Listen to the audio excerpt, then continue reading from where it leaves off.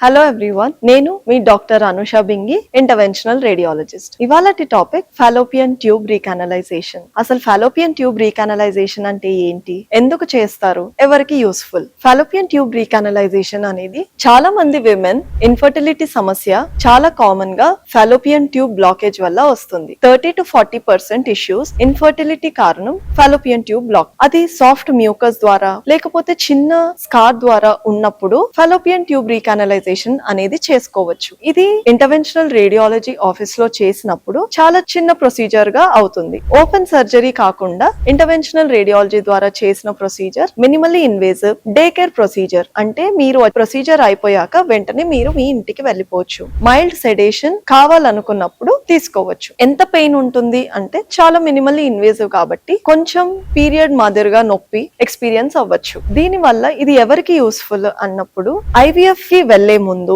Natural conception కోసం try చేయాలి అనుకున్న వాళ్ళకి ఫాలోపియన్ ట్యూబ్ రీకానలైజేషన్ అనేది చాలా ఉపయోగపడుతుంది. ఇన్ఫర్టిలిటీ సమస్య అనేది చాలా కారణాలుగా అవ్వచ్చు, కానీ majority of the infertility issues blocked Fallopian tubes వల్ల మనం చూస్తాము. ఇది మనం ఫాలోపియన్ ట్యూబ్ రీకానలైజేషన్ ద్వారా మనం తొలగించవచ్చు.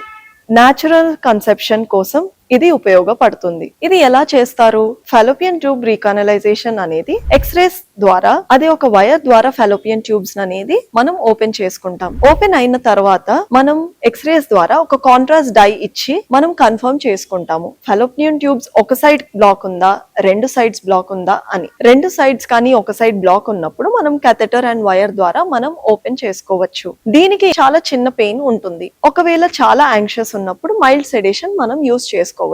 నార్మల్ గా ఫాలోపియన్ ట్యూబ్స్ అనేవి నార్మల్ ఎగ్ రిలీజ్ అయిన ఓవం నుంచి ఎగ్ ట్రావెల్ అయ్యి ఫాలోపియన్ ట్యూబ్ నుంచి యూట్రస్ లో చేరుకుంటుంది. దాన్ని స్పర్మ్ కలయిక ద్వారా మనకి ప్రెగ్నెన్సీ అయ్యే ఛాన్సెస్ ఉంటుంది. So majority of the infertility chances ఈ ఫాలోపియన్ ట్యూబ్ బ్లాకేజ్ ద్వారా మనం చూస్తూ ఉంటాం. ఆ ఫాలోపియన్ ట్యూబ్స్ బ్లాక్ అయినప్పుడు ఎగ్ అండ్ స్పర్మ్ మీట్ అవ్వకపోవడం వల్ల ఇన్ఫర్టిలిటీ ఇష్యూస్ అనేవి మనం ఎక్స్పీరియన్స్ చేస్తారు. మనం ఈ సమస్యని ఫాలోపియన్ ట్యూబ్ రీకానలైజేషన్ ద్వారా సరి చేయొచ్చు. ఫాలోపియన్ ట్యూబ్ బ్లాక్స్ ద్వారా మీరు ఇబ్బంది పడుతుంటే మీ దగ్గరలో ఉన్న ఇంటర్వెన్షనల్ రేడియాలజిస్ట్ ని సంప్రదించవచ్చు.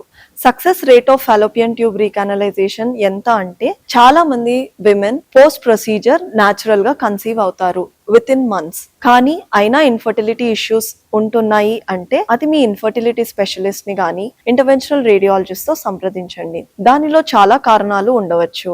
ఏజ్ కానీ, ఎగ్ క్వాలిటీ కానీ, స్పర్మ్ క్వాలిటీ కానీ. బట్ ఐవీఎఫ్ కి వెళ్లే ముందు ఫాలోపియన్ ట్యూబ్ రీకానలైజేషన్ అనేది చాలా మంది విమెన్ కి ఒక ఛాన్స్ ఇస్తుంది ఫర్ న్యాచురల్ కన్సెప్షన్.